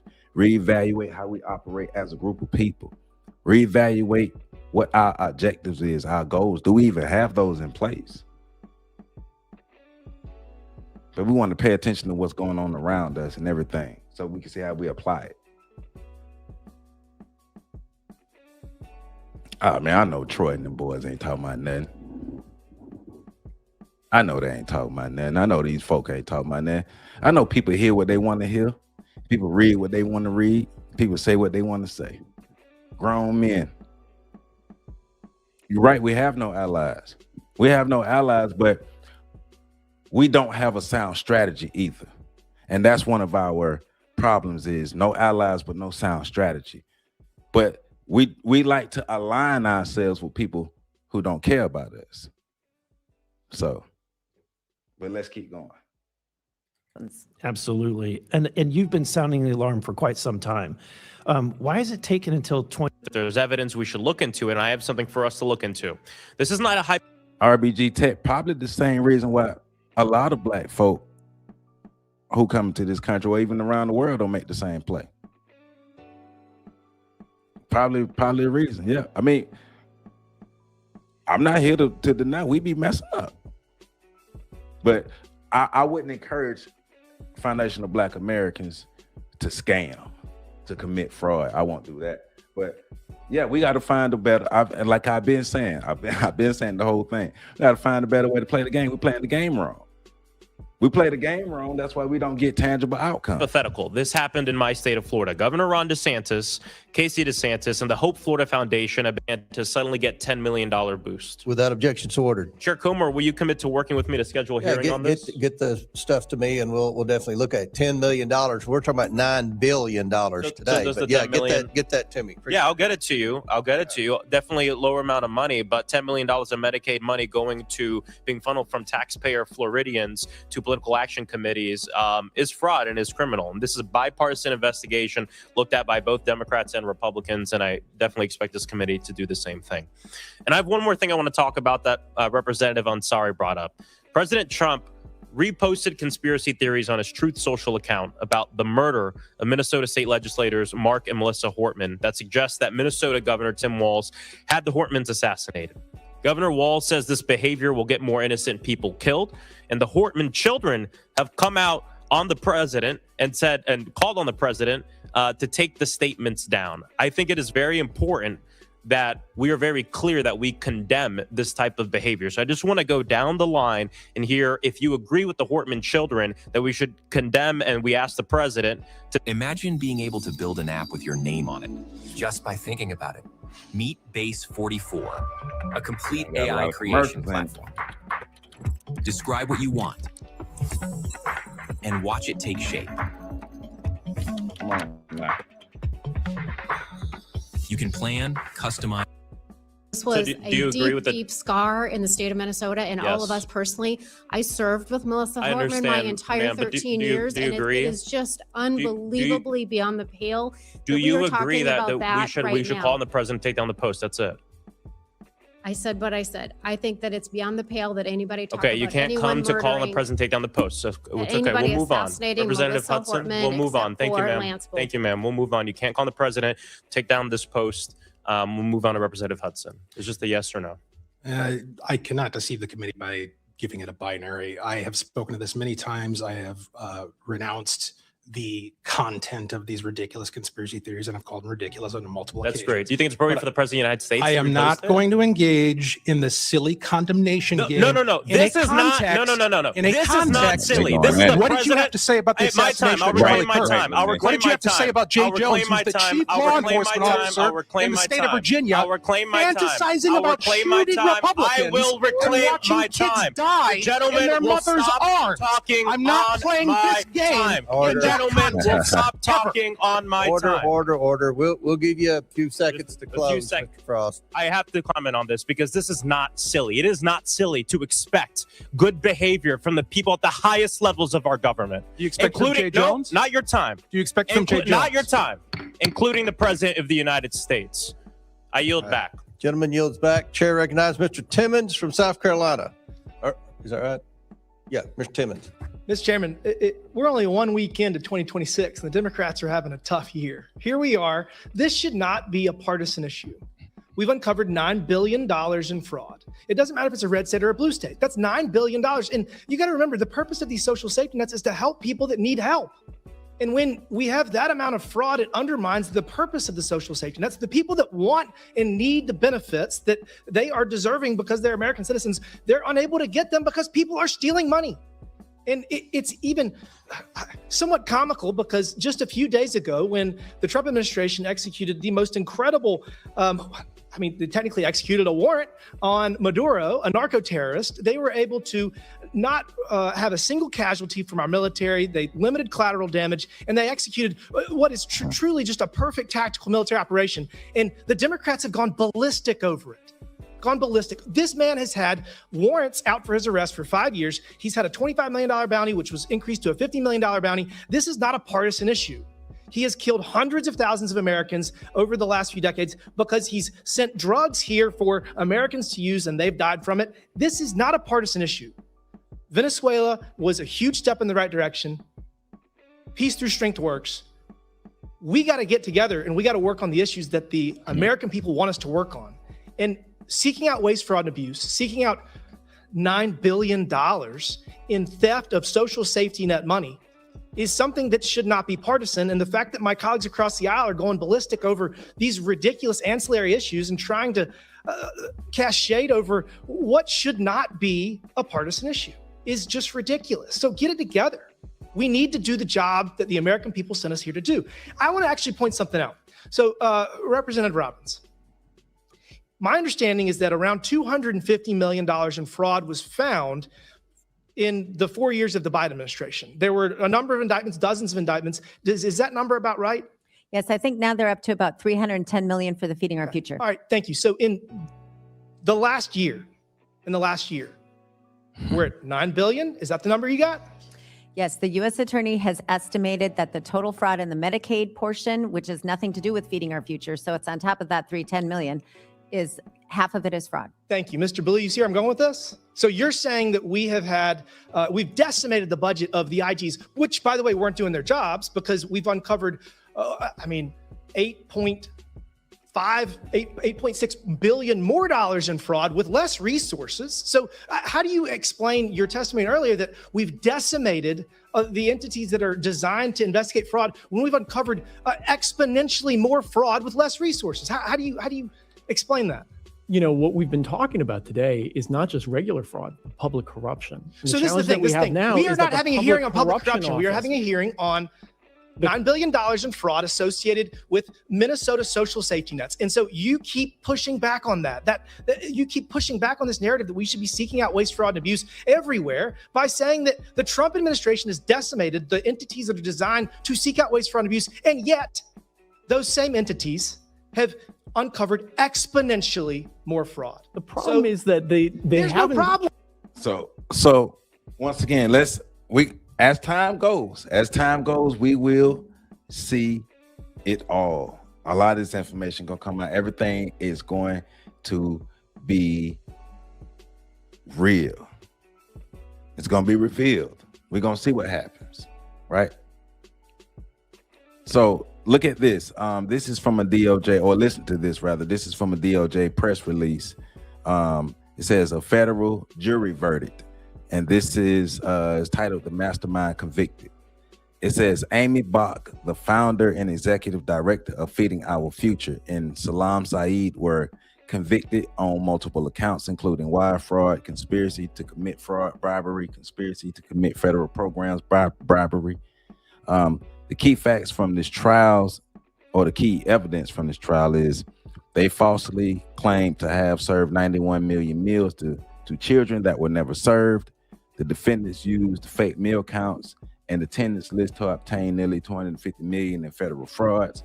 They created dozens of shell companies to enroll fake sites and launder proceeds. Proceeds were spent on luxury vehicles, real estate, including abroad, and bribes. All of this comes from a DOJ press release that they're saying. Also, further in the January 24th, 2025 DOJ press release is talking about a 17-year sentence. It's saying, and I'm gonna mess this name up, Mukhtar Mohammed Sharif was sentenced to 210 months or 17 and a half years in federal prison for his role in the scheme. Sharif and co-defendants submitted fraudulent meal counts and invoices claiming millions of meals that were never provided. Court found repeated fabrication of attendance rosters and fake documentation. Sharif's conduct was condemned as a brazen exploitation of a pandemic program. This sentencing order is a useful high-impact example of penalties imposed by the courts. There's additional guilty pleas by actions. So let me make myself big. There's additional guilty pleas and actions on March 24th, 2025. There's another guilty plea. According to the IRS. Abdi Kahim Ali Ahmed pleaded guilty to wire fraud and money laundering, according to the IRS. Court documents show he created a fake site, ASA Limited LLC, claiming to serve thousands of children per day. He used fake attendance rosters and laundered proceeds through shell companies like 1103 Holdings, Inc. and 5Age Project LLC. It says the Internal Revenue Services document provides primary insight into how individual defendants help operationalize the fraud. This is another guilty plea from February of 2025. This is a DOJ press release. Najamo M. Ahmed pled guilty after signing falsified meal counts for her husband's grocery store, claiming millions of meals. Her store, Evergreen Grocery in Delhi, claimed to have served 1.4 million meals entirely fabricated. She laundered funds through personal accounts and international purchases, including luxury goods. This plea shows the breadth of how multiple participants are involved, not only corporate leaders, according to the Department of Justice. So, like I said, that's a lot tied to this. A lot of information that goes into this, and there's a lot of stuff surrounding this. I'm definitely gonna have to come back with a second part, because I wanted to look at the Nick Shirley thing, the documentary or impromptu interview that he did, because there's information out there saying Nick Shirley wasn't, like, he ain't credible. Like, he was more so harassing those people, and he didn't go during times of the operations of everything. So I do definitely want to look into that, because that video has gone viral. So we'll probably do that next time, look into that. But this is information, like I said, from the IRS, from the DOJ, these press releases and things that have been put out. As I said at the top, I'm not going to say that this stuff is the gospel. I'm just giving you the information that I've came across. I got my reporter hat on and giving you the information that I've come across. And of course, we got to look into this information more and validate it. So don't take this to the bank, but this is the information that I have come across. I also came across information from the U.S. Attorney's Office in the District of Minnesota. and the U.S. Department of Treasury. I think I put those links in the description. If not, I will add those to the description. So it's just a lot of information that we have to comb through over time and really look at it and analyze and see what's going on, like what's really going on out here. So look at some of these comments. So the timing of all this is suspicious. It's a lot we got to look into with this. It's a lot. Maduro is not selling drugs. He is trading with China. Look up the BRICS Alliance, black people. They want you to stay loyal to white supremacy. BRICS ain't gonna help us. BRICS not gonna help black Americans. We've been looking at BRICS. You years later on BRICS. BRICS gonna help black Americans? You know what I'm saying? He's not shy about his working for Netanyahu. Somebody to my deport Ilhan Omar and accomplices. Nick Shirley works for Bibi Netanyahu. Oh, Nick Shirley does? Oh yeah. Well, yeah, Philip. I actually just learned about Nick Shirley a couple of days ago when his documentary thing went viral. So I'm learning more and more about Nick Shirley. But a lot of information out saying about his documentary that he released is says a lot of false, especially CNN. So CNN is one of the platforms that is saying it's a lot of malarkey going on up in there. So the fraud is the bigger issue, not whether or not they help each other. Yeah, because we just it's a lot, boy. It's a lot. Dang, it's a lot going up in there. Never met a Somalian, but then again, I never met a unicorn. All right. Gaza still starving, babies freezing to death. Ilhan Omar is one of the few trying to address this. AIPAC is coming for her, just like they did Cori Bush and MTG and Jamal Bowman and Nina Turner. Well, all the dirty stuff done in the dark gonna come to the light. All the dirty stuff gonna come to the light. We gonna see. It says fake everything going to she thanks NS.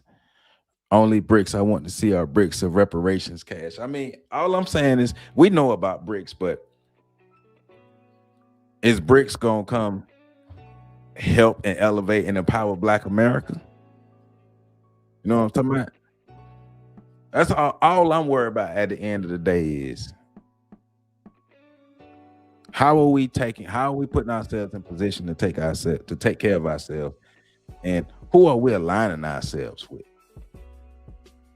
Because what I see right now, we're not in a position to take care of ourselves, and we're aligned with people who don't give a damn about us. That's what we're seeing right now. That's what's happening around us right now. That's the results that's coming up from this. We're not in a position to empower ourselves, take care of ourselves, protect ourselves, and the people who we align with, who we could think to help us with that, they don't care. The Democrats keep showing us that they don't give a damn about us. The Republicans are waiting in the wings with their arms open, saying, come on over here, be a part of our team. Forget the Democrats, forget the Republicans. Black Americans need to look out for Black Americans. Black Americans need to stop worrying about everybody else, thinking about what anybody else can do for us. Everybody's going to continue to take advantage of us because we're in a weakened state. We're in a disjointed state. There's no unity. There's no camaraderie. There's no code of conduct. There's none of these things. People be mad at the truth. People be mad at the truth. Truth hurts. They like the lies. They like the lies. They like the mythology and all these things here.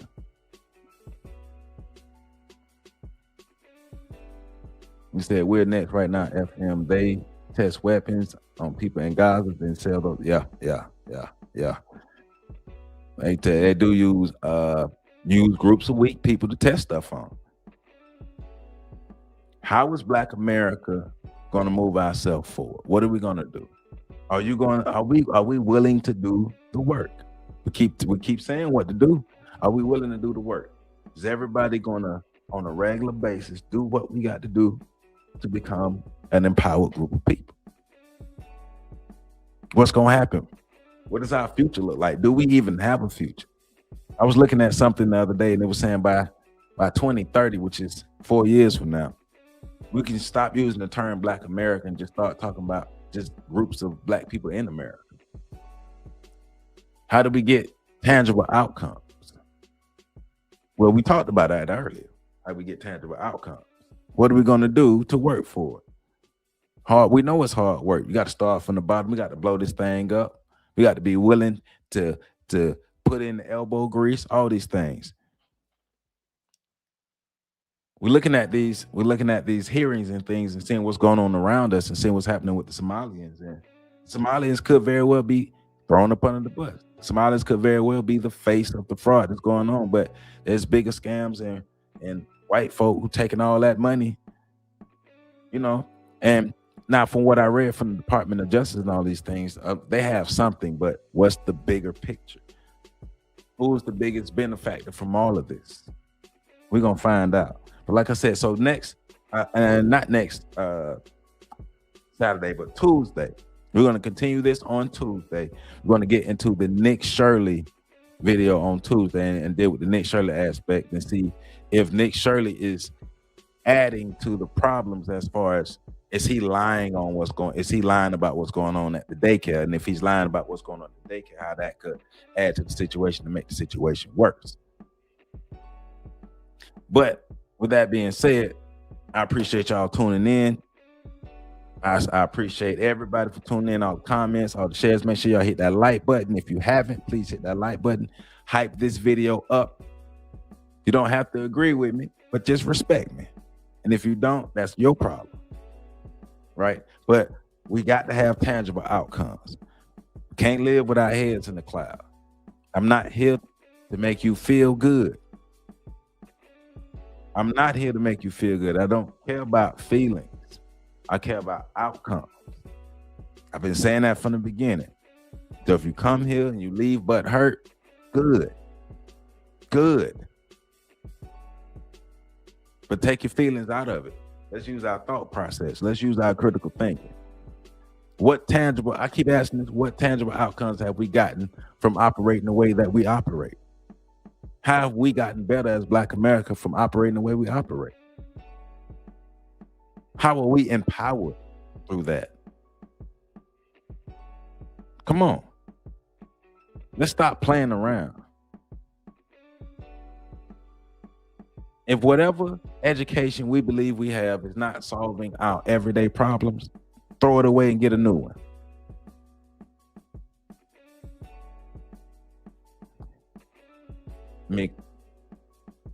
Mikole Walden. If I said your name wrong, I'm sorry. Mikole Walden. Thank you for the $4.99 super chat. I appreciate you. I really appreciate your support and everybody who supports this channel. Look at all this money, homie. I got all this money, homie. I apologize for butchering your name. I butcher everybody's name. I apologize for it. So, Troy, you keep talking about Trump. You keep talking about Trump. See, I can tell you a Democrat. Troy, I got these last minutes, Troy. I can spend them on you. I can tell you a Democrat. Troy, you one of them butt-hurt Democrats. And every time somebody mentions something about the Democrat, you automatically drunk. Well, you love Trump. You love Trump. Hey, man. Keep thinking like that. Keep being a Black Democrat. What tangible outcomes have you gotten from being a Black Democrat? But that's how we're going to do it, man. Please hit that like button, comment, subscribe, share. Links to these 4 videos are in the description as well as the stuff that we're going to cover next week. So, yeah. Sales. Ways and Means podcast. What you talking? What do you mean? Scapegoating. What is that in reference to? So I don't know. Want to see something fun? Take a close look at Columbia clothing logo. It's a swastika. Oh, okay. All right. But I'm up out of here, man. Y'all enjoy y'all Saturday. Enjoy the rest of y'all day. And I see y'all on Tuesday. Like I said, we're gonna I got the time on Tuesday, so we're going to continue the second half looking at this, but look at the Nick Shirley aspect and see if he's making things worse, because from some of the information that I've come across is what it's saying. So y'all enjoy y'all weekend, and nah, Troy, you a Democrat. Stop lying. You a Democrat. We know you a Democrat. You a Democrat. So and Troy, we're gonna be looking forward to your YouTube channel that you're gonna drop, since you got all this information and you got all the answers. We look forward to your YouTube channel dropping, and you let us know when your YouTube channel gonna drop, and you let us know the next time you in your community doing something for real. Hey, I appreciate all of you for supporting this channel. I appreciate all you for supporting this channel, and I highly, highly, highly encourage everybody to get in your community and get active. Get in your community and get active. If we don't do that stuff not gonna get better. If we don't make the change, it ain't gonna become what it is. So you don't have to agree with me, but I'm here. And if you continue to show up, hey, there it is. Yep, Troy, we did build the pyramids. We did. That was a long time ago. That was a long time ago. We gotta do something updated now. So what tangible outcomes have we had now? Forget living in the clouds. We gotta take our heads out the clouds, people. Living in the clouds and living in the past won't make today better. So with that, I appreciate all of you. I love you all. Let's continue to grow. Let's continue to go to glow. And it's okay for us to disagree, as long as we disagree respectfully. Now, holla at y'all.